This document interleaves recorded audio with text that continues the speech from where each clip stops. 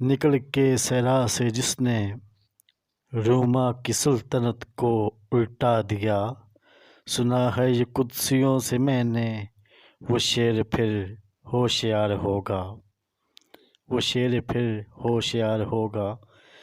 منزلیں مارتے برق رفتار شاہ سواروں کی قسم، کوسوں دوڑتے سموں سے اڑتی چنگاریوں کی قسم، اپنی ناموس کی خاطر، اسلاف کے نام کی خاطر، کسی جنگ میں اگر میں پیٹھ دکھانے کا سوچوں بھی تو خدا مجھے کسی ناآموز کی شمشیر سے نیست و نابود کر دے، مجھے سینہ ارض پر کہیں جگہ نہ ملے، تاریخ کے ورق سے میرا نام ہمیشہ کے لیے مٹ جائے، ہمیشہ کے لیے مٹ جائے۔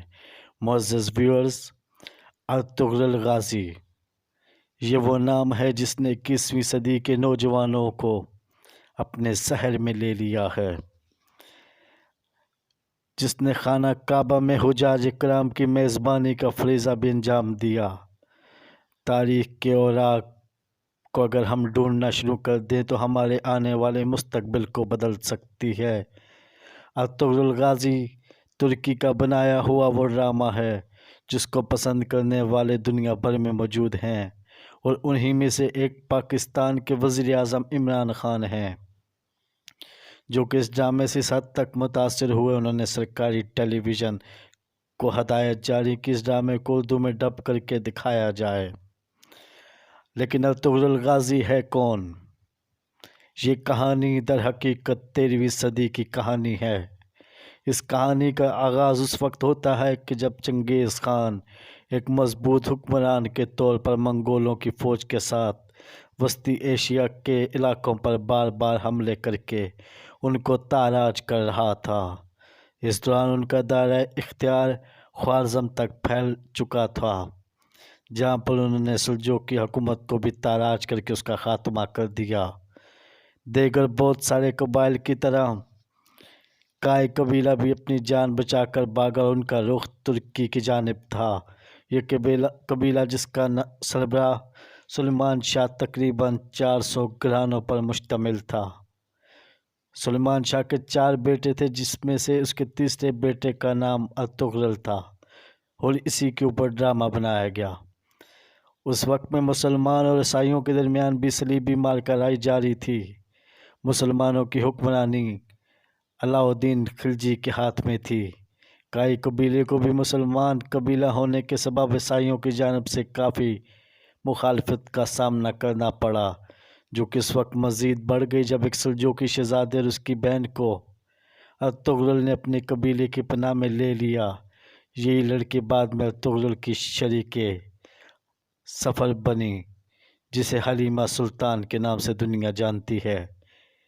ایک پرسکون جگہ کی تلاش میں کائی قبیلہ جب دریائے فرات کو عبور کر رہا ہوتا ہے تو سلیمان شاہ ایک حادثے کے نتیجے میں ڈوب کر شہید ہو جاتے ہیں، اور قبیلے کی قیادت بہادری و تدبر کے سبب ارطغرل کے ذمہ آ جاتی ہے، جس پر اس سے بڑے 2 بھائی اس قبیلے کو چھوڑ کر علحدہ ہو جاتے ہیں۔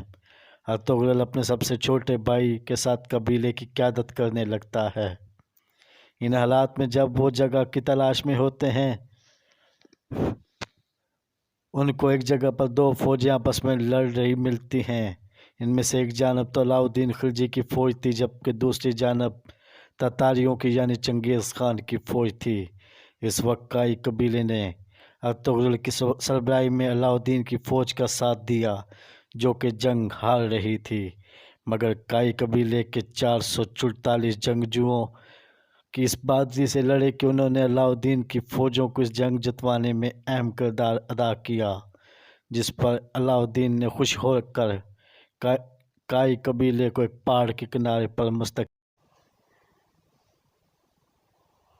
مستقل جگہ عطا کر دی۔ سلجوقی شہزادی حلیمہ خاتون کے ساتھ شادی کے نتیجے میں اللہ تعالیٰ نے ارطغرل کو 4 بیٹوں سے نوازا، جن میں سب سے چھوٹا بیٹا عثمان اول ہی وہ انسان تھا جس نے اپنے والد کی فتوحات کا سلسلہ آگے بڑھاتے ہوئے اس سلطنت عثمانیہ کی بنیاد رکھی، जो कि दुनिया के 3 बड़े आज़मों पर कायम रही। इस मौका पर एक ख्वाब भी बहुत अहमियत रखता है, जिसके हवाले से कुछ तारीखदानों का ये ख्याल है ये ख्वाब अर्तुगरुल गाज़ी रहमतुल्लाह अलैह ने देखा था, जबकि कुछ लोगों का मानना है ये ख्वाब उस्मान अव्वल ने देखा था। इस ख्वाब के मुताबिक एक चाँद जिसमें से एक दरख्त निकलता है, उस दरख्त से जो शाखें निकलती हैं वो दुनिया के 4 बड़े पहाड़ों और 4 बड़े दरियाओं तक फैल जाती हैं।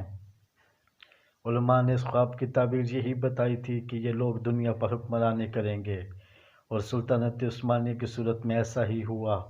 इनके ख़ानदान ने खिलाफत उस्मानिया की सूरत में दुनिया पर 650 साल तक हुकूमत की।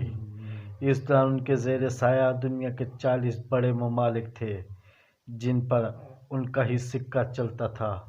उनमें हिजाज़ मुक़द्दस यानी मौजूदा सऊदी अरब भी शामिल था। सुल्तानत उस्मानिया को यह भी एज़ाज़ हासिल रहा है कि उन्होंने एक तवील अरसे तक हुजाज कराम की मेज़बानी भी हासिल की और अल्लाह के घर का इंतज़ाम भी संभाला। मौजूदा हालात में अर्तुगरुल की अहमियत पहली जंग अज़ीम के बाद सुल्तानत उस्मानिया अपने हुक्मरानों के अय्याशियों के सबब कमज़ोर हो गई थी, और इसके लिए अपना वजूद तुर्की में भी बचाना दुश्वार हो गया था। इस वक्त 1923 में तुर्की ने बैनुल-अक़वामी बिरादरी के साथ एक मुआहदा किया जो कि स्विट्ज़रलैंड के मुकाम पर हुआ। यह मुआहदा 100 साल के लिए किया गया था, जिसके तहत तुर्की को सेकुलर रियासत करार दे दिया गया था और खिलाफत उस्मानिया को ख़त्म करने का फ़ैसला किया गया था, और इसके साथ तुर्की के ज़ेर तसल्लुत तमाम ममालिक को आज़ाद करने का हुक्म दिया गया था, जिनमें सऊदी अरब भी शामिल था। इसके अलावा तुर्की पर 100 साल के लिए अपनी मुल्क से मादनियात निकालने पर भी पाबंदी आयद कर दी गई थी, और तुर्की की बंदरगाह को एक आलमी गुज़रगाह करार दे दिया गया था, जिससे तुर्की का कोई आमदनी का ज़रिया नहीं रहा था। 2023 में यह मुआहदा अपने इख्तिताम को पहुँचने वाला है। ऐसे वक्त में अर्तुगरुल गाज़ी ड्रामा बनाकर और दिखाकर क्या तुर्की एक बार फिर खिलाफत उस्मानिया कायम करने का ख्वाह है? तैयब उर्दवान की क़यादत में क्या तुर्की इस्लाफ को अरूज हासिल कर पाएगा, और क्या वज़ीर-ए-आज़म इस सारे मामले में तुर्की की मदद करने जा रहे हैं? ये एक सवालिया निशान है, लेकिन हालात कुछ ऐसा ही बता रहे हैं कि खिलाफत उस्मानिया का दौर फिर लौटने वाला है। फिर तो यूँ ही कहना पड़ेगा कि निकल कर सहरा से जिसने रोमा की सुल्तनत को उलट दिया था, सुना है ये कुद्सियों से मैंने, वो शेर फिर होशियार हो गया है। मुअज़्ज़ज़ व्यूअर्स, आपको ये वीडियो कैसी लगी? कमेंट सेक्शन में अपनी आरा से हमें ज़रूर आगाह कीजिएगा। अस्सलामु अलैकुम व रहमतुल्लाहि व बरकातुहू।